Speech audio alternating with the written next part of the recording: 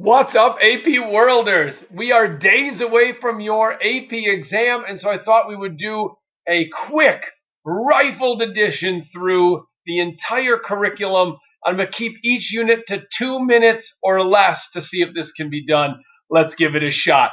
Here we go. Unit 1, the global tapestry. Basically, what we're looking at here is the start of the course. What was the status quo? When we look at places like Asia, China, for example, we're looking at the Tang Song dynasty coming back after years of kind of Chinese civil war and decentralization. And so this is kind of a new coming age of Chinese power. And so we looked at things like their military expansion into places like Korea, Japan, Southeast Asia. And this allowed cultural diffusion, whether through the tribute system or through trade, but things like champa rice and lentils coming out of Southeast Asia and allowing the Chinese to have this drought-resistant, flood-resistant agricultural product that allowed for a booming population. They also incorporated farming techniques and equipment from the Islamic world. They had the Grand Canal. They worked on the Great Wall of China. And so you use these technological things to make empire stronger, right? Then we looked at the Islamic Empire, Dar al-Islam, and the fact that it was this constant kind of community across really 3 continents.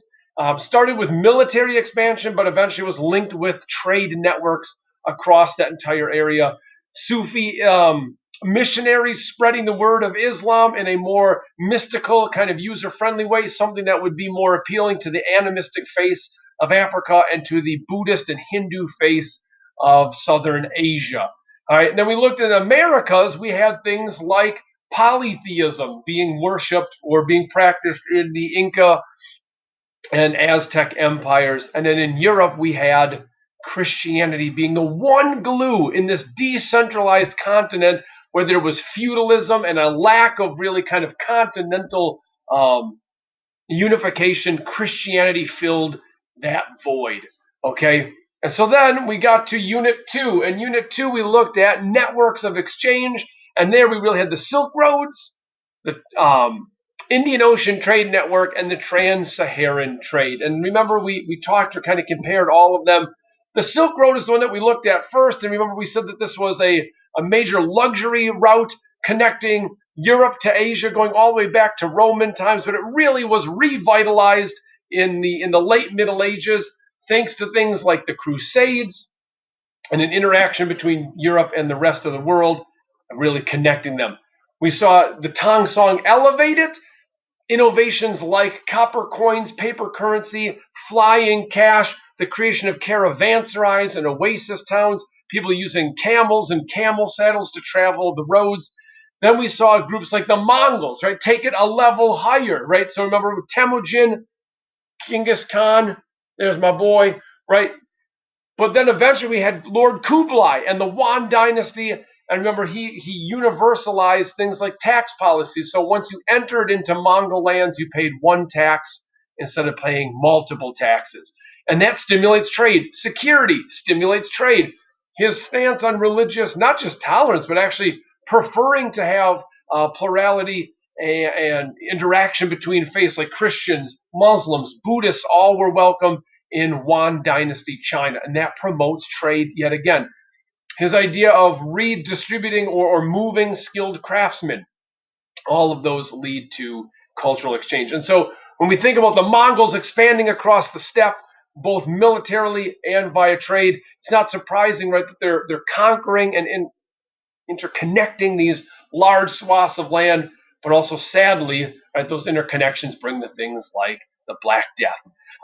Indian Ocean exchange, remember we said it was really at the mercy of the monsoon weather. And so originally India became kind of this midway point, emporia, where people would warehouse products. Because of that, we had diasporic populations. Arab merchants, for example, created thriving Muslim communities. But eventually technologies like dhows and junks, triangle sails, stern post rudders allowed people to kind of conquer the environmental challenge of monsoon winds and travel into the wind. And then lastly, the Trans-Saharan Trade Network.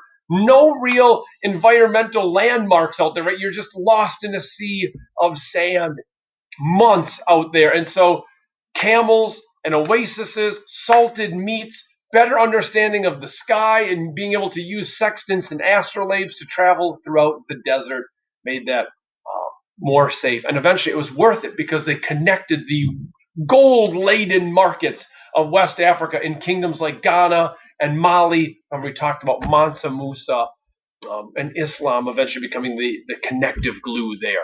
All right, Unit 3 was land-based empires, and there basically we talked about three things. How did empires expand their power? How did they legitimize or retain their power? And then what was the role of religion?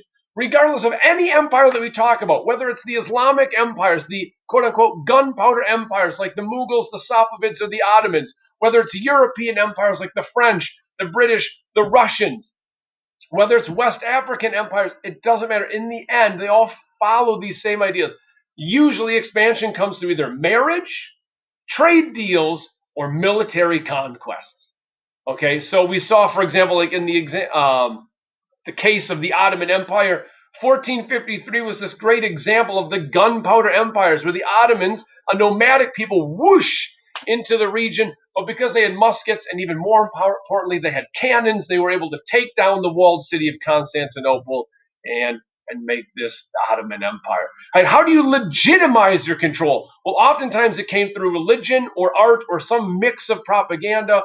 And so whether it's Islam in those gunpowder empires or Christianity in Europe, other ways we talked about were divine right? So Louis XIV claimed that he had been selected by God. He called himself the Sun King because he was the center of it all. He built a palace like Versailles, and he manipulated his nobles, forced them to live under his glorious gilded cage. Peter the Great copies that by incorporating better trade and technology, modernizing Russia. He was able to claim that he was a legitimate or the most rightful ruler of the time. And then the role that religion played is largely due to stabilize faith, to bring in centrality, a unifying effect, although sometimes it does drive a wedge. In Europe, we saw something called the Reformation, where the Catholic Church had become so powerful that people like Martin Luther had some problems with it and broke away.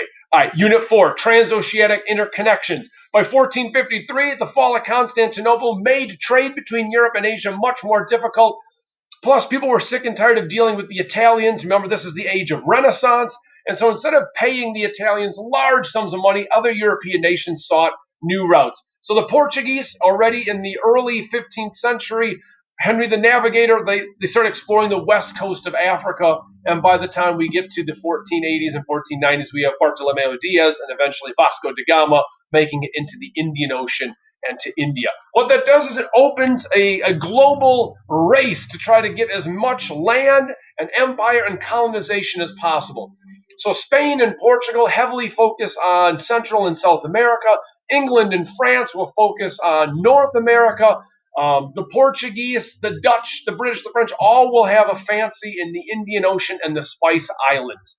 Okay, and as they expand, some of them used rather militaristic policies. Some of them were more focused on trade, like the Dutch, using the Dutch East India Company and forcing exclusive trade monopolies with places that they went.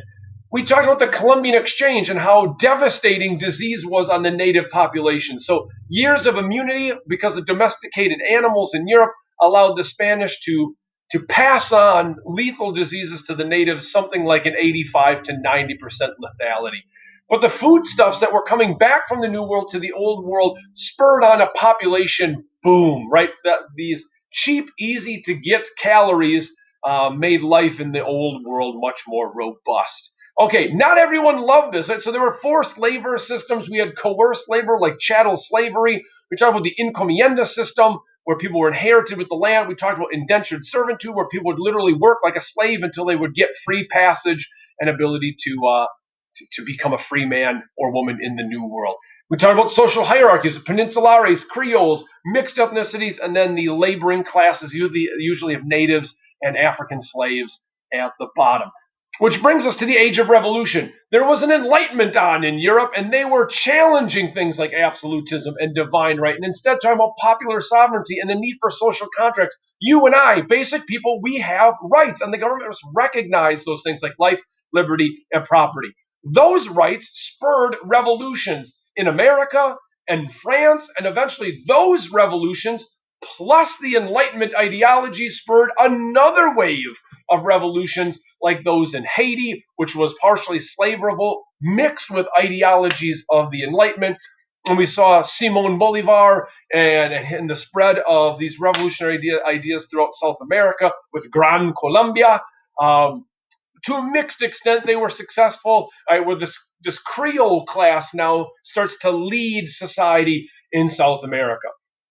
Probably the greatest impact on our everyday life, though, came from something a little bit more surprising: the Industrial Revolution, right? The fact that we punch in and punch out, we work in an urban environment, that all comes from the Industrial Revolution. So better techniques of farming, the Agricultural Revolution, actually allowed a shift to urbanization, and from urbanization, a shift to industrialization. Now, industry was good and it was bad. It was fantastic because it created many, many more products, and so it sated the demand with high supply. And so we had cheap products that allowed for greater standards of living. Women had jobs. All right, so they're starting to experience something closer to equality that way, but not in pay and not in political representation. And so some of the other problems that come out of the Industrial Revolution were, for example, pollution, high crime rates, a lack of representation in government. Those problems will force governments that had originally been kind of hands off, what we call laissez faire or classically liberal.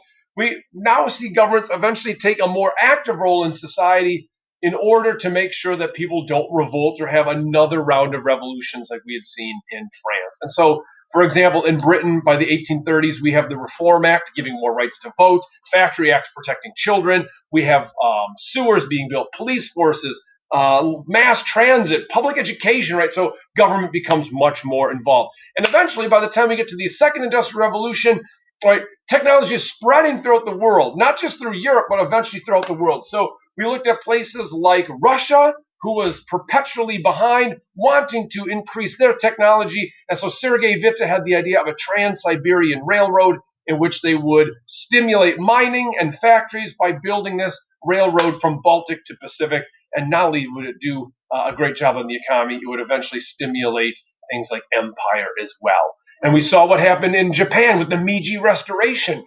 And eventually, Japan went from a feudal society into a very competitive, imperial, highly industrial civilization as well. All right. And that brings us home to the last couple of units. We've got the consequences of industrialization, and there's really a couple of things that we're looking at there.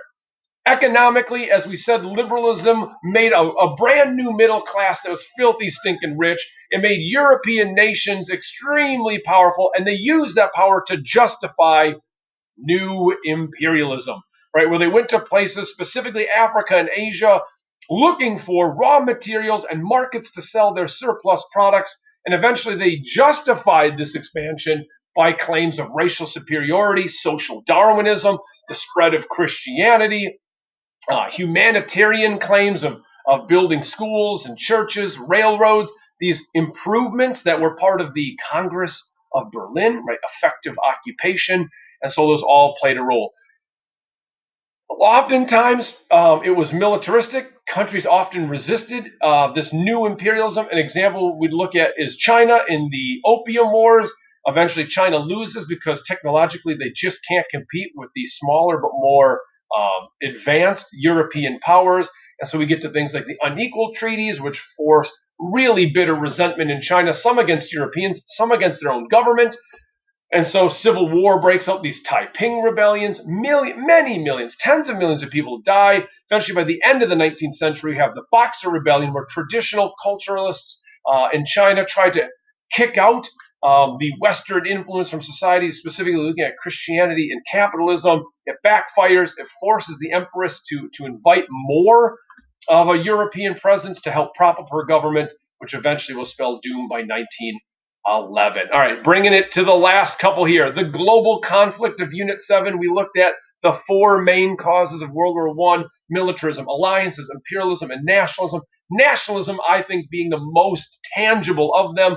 We looked at things like pan-Slavism, right? This idea that Slavic people in Eastern Europe wanted their own free countries and wanted to ally themselves with other Slavic people under kind of the guidance of Russia. That shows how sick and dying many of the multi-ethnic empires of the world had become. For example, the Ottomans, the Russians, China, they were all struggling to maintain these polyglot multinational empires. All right, so then in the 1920s, we had boom in America, we had bust in the rest of the world, and then by the 1929 stock market crash, right, we have global depression. And then we get to World War II. Japan continues its expansion throughout Asia, and eventually the Allies prevail. And then finally, bringing it on home, Cold War and decolonization. And then in Unit 9, we have globalization. If we lump these all kind of together in one collective major focus, it looks like this. By the end of World War II, two things were obvious. America and the Soviet Union were the most technologically advanced, economically advanced world superpowers. But also the other Western empires, although still technologically advanced, they were fatigued. After 2 generations of fighting world wars, their ability and willingness to hold on to their global empires was failing. And so by 1947, India's continual attempts to gain home rule or independence finally were met with success when we see Gandhi and Nehru, Muhammad Ali Jinnah get the partitioned free states of India and Pakistan. This becomes a watershed moment that inspires lots of decolonization and nationalism across the world, whether we're looking at, for example, Maoist communism in China to push out not just Japan, but eventually to push out all foreign influence and have kind of a new China. We saw it in Vietnam. We see it again in Palestine and kind of this birth of a pan-Arab feel. We also had the birth of Israel in 1948, which creates great tension between Jews and Arabs, Palestinians. We saw the unifying effect of Islam and black culture in Africa, and so movements in Kenya and Ghana, for example. And then eventually by the end of the 20th century, we saw the end of apartheid in South Africa with people like Nelson Mandela. And so when we look at really a truly globalized world, part of that is thanks to this Cold War and the world wars. As soldiers and politicians traveled the world to fight wars, to foster alliances, and to create these trade blocks, what it did is it made sure that really there was kind of an American and a Soviet half to the world. And so things that America liked, all of a sudden half the world liked those things. So whether it's pop music or Coca-Cola or McDonald's, all right, we saw this pop culture.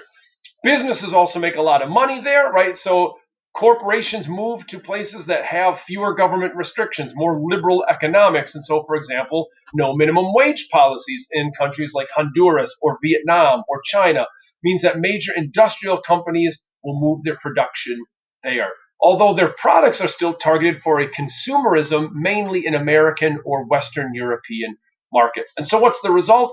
Products are made with components from 4, 5, 6 different continents with target consumption in 2 or 3 of those places. Environment is the major loser here, whether it's deforestation to support our food production, or whether it's strip mining or desertification with harmful policies of obtaining resources, whether it's dumping, global warming as connection to our carbon footprint. That's a major impact. On the flip side, there has been progress, maybe slowly, towards minority rights, looking specifically at things like gender equality and civil rights movements. And so maybe looking at apartheid in South Africa and following that through in the 80s and 90s to a free South Africa. We look at the 1950s and 60s in America and our civil rights push and how that influenced other things like the push in Northern Ireland for a free Northern Ireland or civil rights for Catholics living there. It continued to kind of spur this second idea of nationalism. And so that brings us to our modern world, the world in which we live, where communication and travel and products, consumerism and culture are all just a smartphone or internet search away. All right, guys, I hope this helps. And speaking of internet, in just a couple days, you'll be taking your digital exam. Good luck.